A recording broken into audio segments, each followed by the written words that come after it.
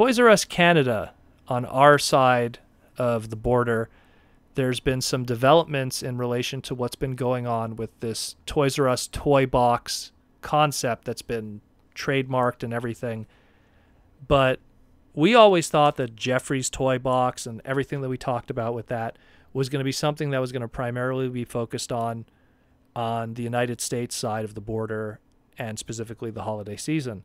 It seems that the toy box outlet concept has showed up in Canada first of all places. And the funny thing is that this reminds me a lot more of what Toys R Us was doing, I want to say like 5, 6, 7 years ago, when in a lot of outlet malls, they would have smaller Toys R Us's that were called Toys R Us Express. Yeah. Oh, yeah.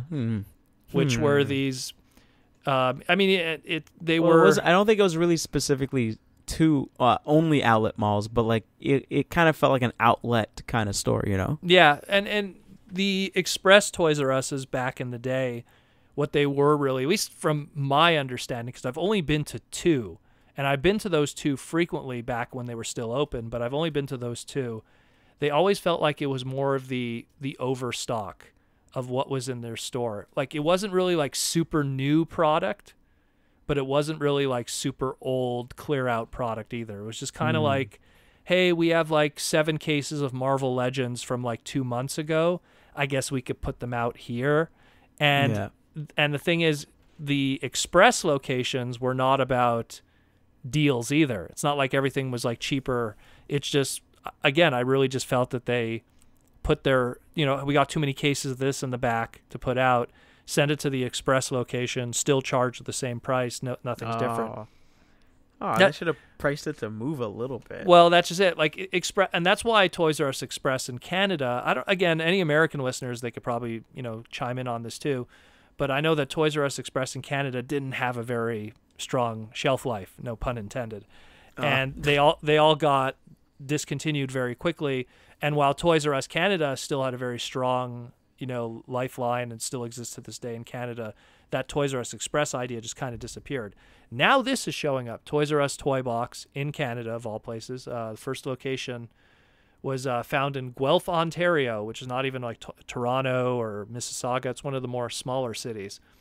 And it's the way it's being described here, it sounds exactly like Toys R Us Express.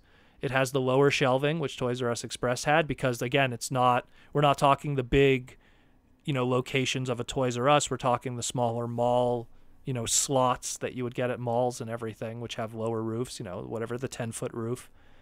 It says here, personalized service from sales clerks. That always existed. Toys grouped by age, type, and category rather than manufacturer. I don't think that ever was a thing. I think I've been into hundreds of Toys R Us's. It's never sorted by age, type, group, or manufacturer. It's more just brand. That's it. Yeah.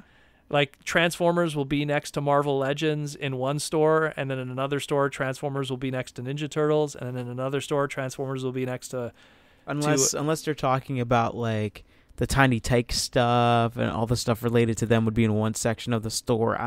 Well, that's how that part I'm not super. It's always been, because I didn't know it was a thing. It's always been gender has always been a dividing thing, where it's always been kind of like dolls and girl stuff. And don't get angry at me by saying this, some listeners, but dolls and girl stuff usually had one section. Boys and action stuff was separated to its own section. Preschool gets its own section, and then the more unisex kind of building block and creative stuff kind of has its own areas too. And then of course the bikes in the back and everything like that. And of course the video games. But in this case, it's like them saying rather than manufacturer. I don't know when that was ever done. I've never had a Hasbro section ever. I mean, like the only time I see that is when I go on their website and I'm like, all right, I want, but not even by manufacturer, unless it's like bricks, unless you're buying Legos Lego, as or opposed to Mega Blocks, Mega Blocks or whatever, Connects. So again, this is something that started showing up in Ontario. The belief is that this is going to be a thing too at the beginning of December for the holiday season all over North America. So keep an eye out for that. So this pretty much gives us a second idea of what the Toys R Us toy box trademark was. We saw the first one where they were showing up in stores as just little standalone displays for their in-house products and their in-house brands of race cars and stuff like that, and dolls. So now it looks like they're trying to do something, but for the fact that this shows up just in time for the holiday season, it really shows that it could possibly just be a seasonal thing. I mean, there's this, I'm reading here, 5,000 showrooms to show up in the future. I guarantee that those 5,000 are definitely not going to only be for Canada, because I don't even think there's 5,000 Toys R Us's in Canada. You know what I mean? Let alone something like a toy box, outlet kind of thing. So either way, keep an eye out for it, but don't get your hopes up for some kind of big Toys R Us resurgence, because when we had these Toys R Us Express things, they were pretty bare bones. I went to 2. And I visited them quite frequently, and I never bought anything from them because it was just like, oh, there's nothing here that I really need or want. The crazy thing is that like there was nothing there, and it just felt like it just had less than what an actual Toys R Us did. And it's not like it was like, hey, you missed out on that product like, a year ago. We got it here. Like it's see, I don't know an equivalency of it for the United States, but for Canadian listeners, if you had a Zellers, you could like miss out on a toy line from 3 years ago, and Zellers might still have it kicking, which is no joke. It's no joke. I mean, I was buying video games that were like 9 years old still at Zellers. Oh yeah, that's true. So like oh hey, we're knee deep in and they wouldn't even like price it to move, which is so weird. Like it's like we need to clear out this stock to get new stock. Like it'll just sit here forever. But some crazy person will buy this eventually, and boy, were they right. Yeah, they were right. They were right. But the point is that so even stuff like that, where you would hope that maybe one of these express or outlet places or toy box would be, where the old toys go to die after a certain amount of time. And today, now there's a lot of places that spring up, at least locally here in my area. Mm-hmm.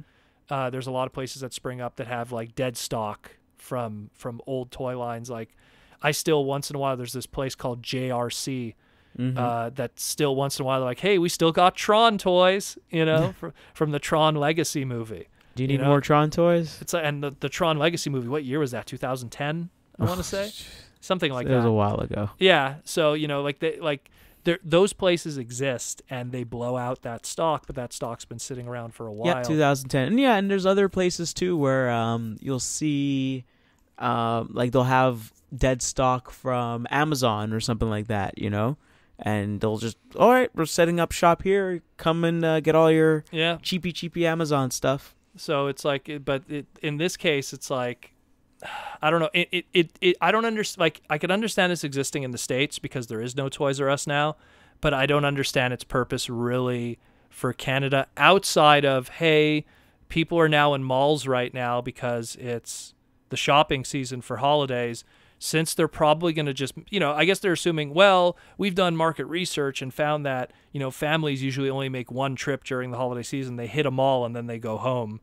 They're not going to hit the standalone, Best Buy or the standalone Toys R Us or the standalone whatever, Walmart. So we're going to try to get them while they're in the malls and do that. That's one thought process, I guess.